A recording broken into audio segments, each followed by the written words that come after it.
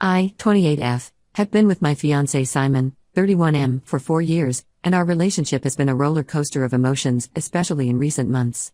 We were supposed to get married last week, but everything fell apart because of my controlling father, Patrick, 55M. To understand how we got here, I need to take you back to the beginning. I grew up in a small town in Ohio, where everyone knew everyone else's business.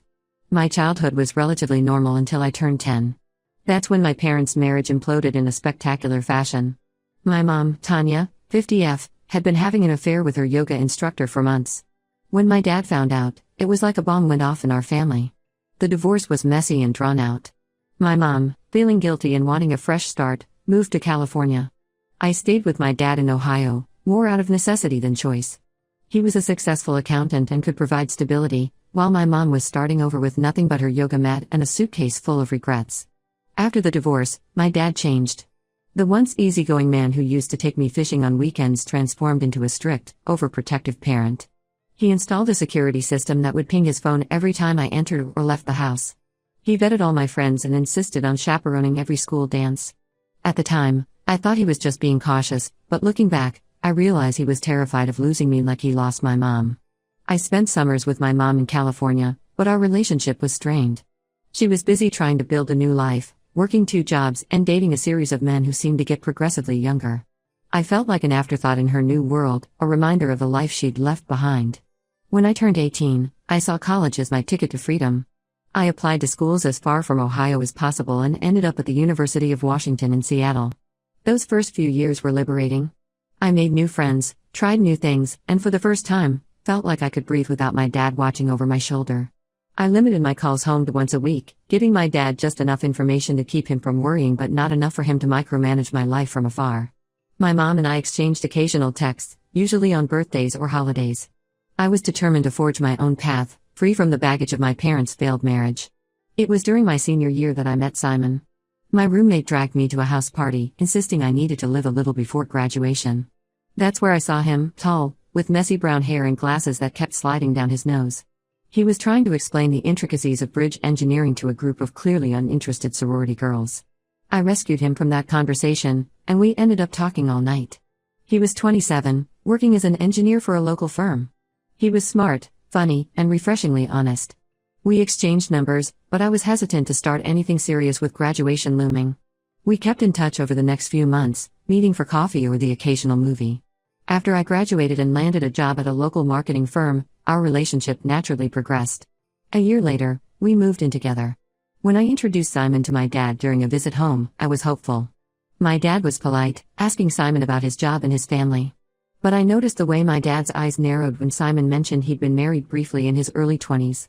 It was a starter marriage that lasted all of 6 months, but I could see my dad filing that information away for future use. After that visit, my dad started calling more frequently. He'd casually ask about Simon, wondering if we were getting too serious. He'd remind me that I was still young and had plenty of time to settle down. I brushed off his concerns, chalking it up to his usual overprotectiveness. Fast forward to our engagement. Simon proposed on our 3-year anniversary during a hike to a beautiful waterfall. It was perfect, just us, nature, and a simple yet elegant ring. I was over the moon. When I called my dad to share the news, his reaction was like a bucket of ice water. He was silent for a long moment before launching into a tirade about how I was making a huge mistake. He brought up Simon's failed marriage, questioned his career stability, and even hinted that Simon might be after my non-existent fortune. I hung up feeling deflated and angry. As wedding planning got underway, my dad's behavior worsened. He'd call with concerns about every decision we made. The venue was too expensive, we were paying for it ourselves. The guest list was too large, it was actually quite small. The honeymoon destination was too dangerous, we were going to Canada, for crying out loud. A week before the wedding, my dad showed up unannounced at our apartment. He had a thick manila folder tucked under his arm and a grim expression that made my stomach drop. He insisted we all sit down for a family meeting. What followed was like a scene from a bad detective movie. My dad started pulling out evidence he'd gathered about Simon. There were blurry photos of Simon talking to women at bars, which turned out to be his cousins at a family reunion. He had printouts of old social media posts that he claimed showed Simon's true character. They were mostly bad jokes and memes from college. The final blow was a fake background check report that my dad had clearly fabricated himself. I was livid. I told my dad he was out of line and needed to leave.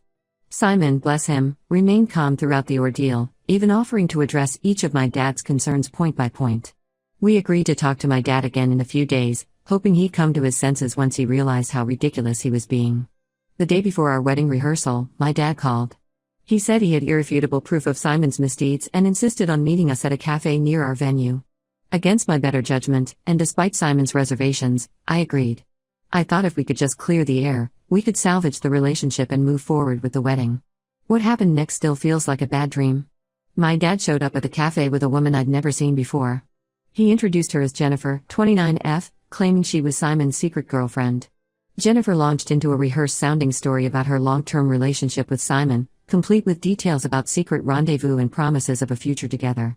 I looked at Simon, expecting to see anger or indignation. Instead, he looked completely baffled. He swore he had never seen this woman before in his life.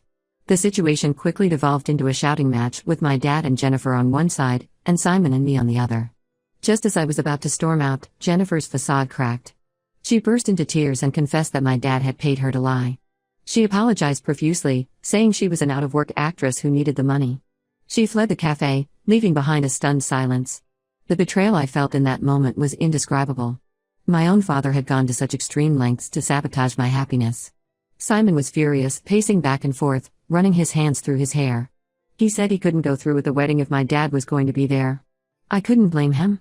We ended up postponing the wedding indefinitely. I was heartbroken and humiliated. We had to call all our guests and explain that there was a family emergency. Some understood, others were clearly annoyed. I felt like I was letting everyone down. Now, I'm at a crossroads. I love Simon with all my heart, and I know none of this is his fault. But he's understandably shaken and says he needs time to process everything. He's questioning whether he can be part of a family with such a manipulative father-in-law. My mom, who flew in for the wedding, is staying with us for now. She's furious with my dad and keeps apologizing for not being more present in my life. She thinks if she had been around more, she could have tempered my dad's controlling tendencies. I don't know what to do. Should I cut my dad out of my life completely? Try to salvage my relationship with Simon? Postpone the wedding for a longer period? I feel like my whole world has been turned upside down, and I'm not sure how to write it again. Any advice would be greatly appreciated. I'm lost and could use some perspective from people who aren't embroiled in this mess. Update 1, it's been 2 weeks since the wedding that wasn't, and I'm still reeling from the aftermath. First and foremost, I want to thank everyone who commented on my original post. Your support, advice, and even your harsh truths have been a lifeline during this chaotic time.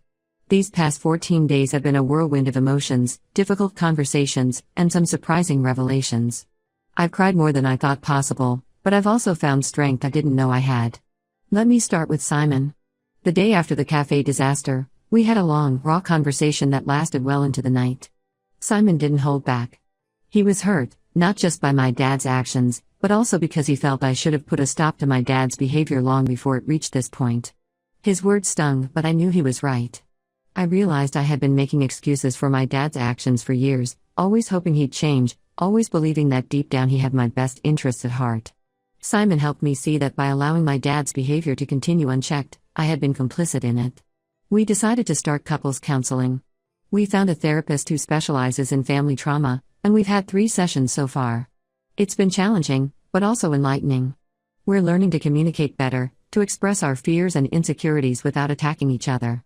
Simon has been incredibly patient, and I'm grateful for his willingness to work through this with me. As for my dad, I finally gathered the courage to confront him. I asked to meet him at a neutral location, a park near my apartment. I didn't want him in our home, but I also didn't want to have this conversation over the phone. When I saw my dad, I was struck by how old he suddenly looked. His hair seemed grayer, his posture more stooped. But I steeled myself, remembering all the pain he had caused. I laid everything out, how his actions had hurt me, damaged my relationship, and betrayed my trust. I told him about the humiliation of canceling the wedding, the strain it had put on my relationship with Simon, and the trust issues it had brought to the surface. I expected him to be defensive, to justify his actions or try to shift blame. To my surprise, he broke down. He confessed that he had been struggling with depression and anxiety ever since my mom left. He said he became overly attached to me and couldn't bear the thought of losing me to someone else. He admitted that he had convinced himself that Simon was going to hurt me, and in his twisted logic, he thought he was protecting me. He showed me a letter from his doctor, revealing that he had recently been diagnosed with obsessive-compulsive disorder, which explained some of his more extreme behaviors. While I empathized with his struggles, I made it clear that his behavior was unacceptable. Mental health issues might explain his actions, but they don't excuse them. I told him that if he wanted any chance of being in my life, he needed to get professional help and make amends to both me and Simon. My dad agreed to start therapy. He gave me permission to speak with his therapist, so I could be sure he was actually attending sessions and working on his issues. It's a small step, but it's something. My mom has been an unexpected source of support through all this. She extended her stay and has been helping us deal with the aftermath of the canceled wedding. She's been making calls to vendors, trying to recoup some of our deposits, and helping us figure out what to do with all the wedding favors and decorations we had already purchased. More importantly, she's been a sounding board for me. We've had some long, honest conversations about her marriage to my dad, her affair, and the impact their divorce had on all of us. She's been encouraging me to set firm boundaries with my dad, something she admits she should have done years ago. Simon and I have decided to take a short trip together next month. Nothing extravagant, just a weekend getaway to a nearby beach town.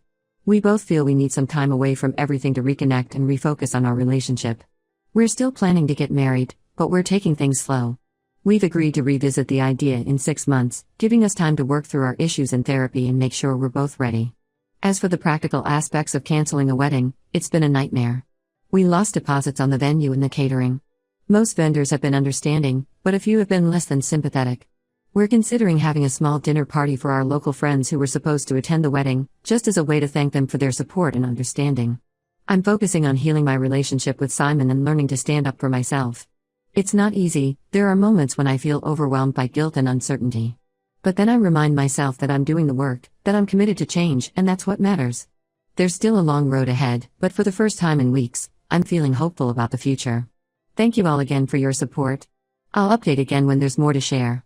Update 2, it's been 2 months since my last update, and I wanted to share some developments with you all. Your continued support and advice have been invaluable during this challenging time. Simon and I went on our weekend trip as planned. We chose a quiet beach town about 3 hours drive from our home.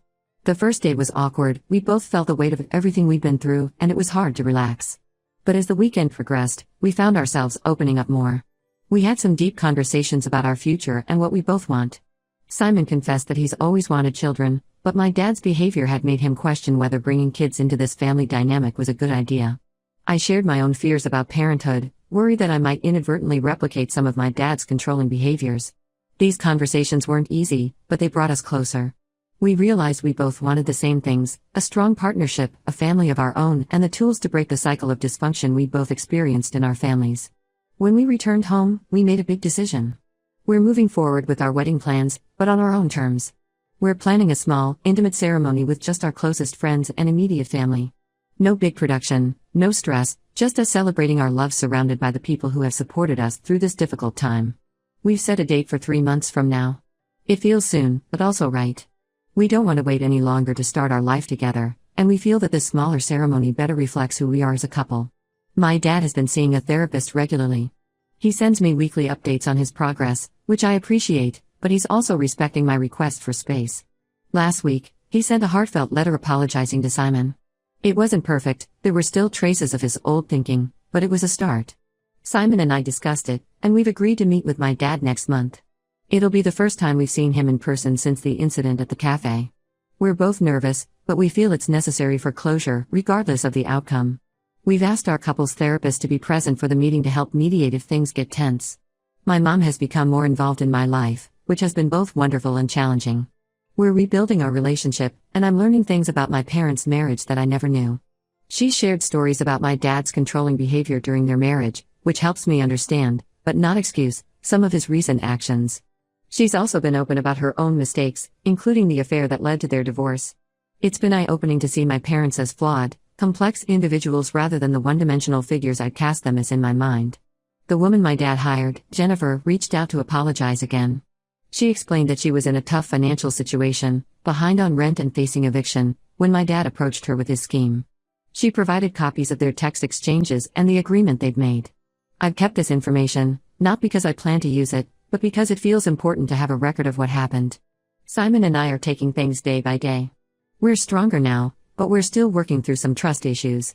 The couple's counseling has been a big help. We've learned techniques for communicating more effectively and for supporting each other through difficult moments.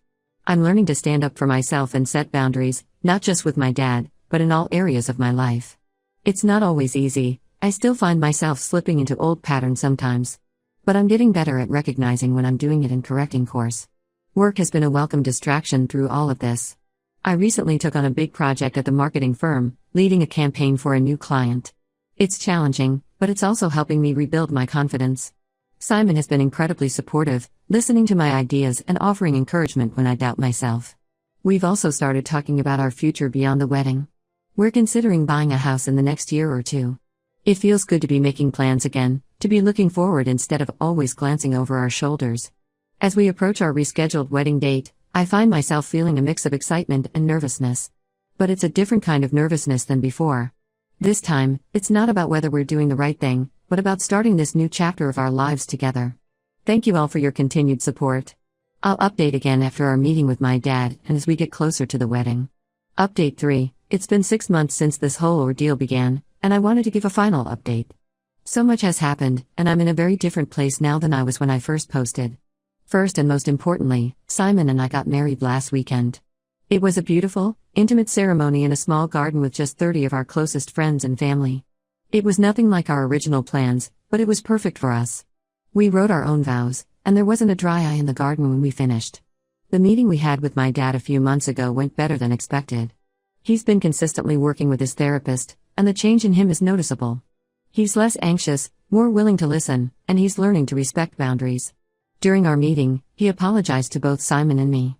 He admitted that his actions were driven by his own fears and insecurities, not by any real concern about Simon's character.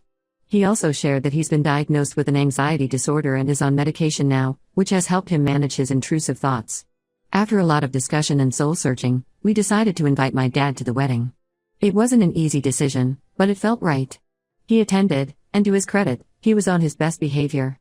He even gave a short, emotional speech at the reception, apologizing publicly for his actions and promising to do better. It was a powerful moment of healing for our family. Simon has been incredible throughout this whole process. He's shown me what true partnership looks like, supporting me while also maintaining his own boundaries.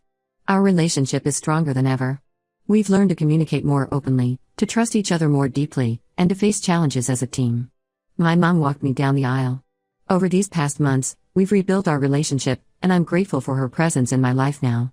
She's become someone I can turn to for advice and support, something I never thought would be possible given our strained relationship in the past. As for me, I've learned so much about setting boundaries and standing up for myself. I'm in therapy on my own now, working through some of the issues that stemmed from my childhood. It's not always easy, but I'm in a much better place emotionally and mentally. We're settling into married life now, and it feels wonderful. We're planning a belated honeymoon for next summer, a trip to New Zealand that we're both excited about. We've also started looking at houses in a nearby neighborhood, thinking about putting down roots. This whole experience, as difficult as it was, taught me valuable lessons about family, love, and self-respect. While I wouldn't wish it on anyone, I'm grateful for the growth it's brought. I've learned that it's possible to love someone while still holding them accountable for their actions.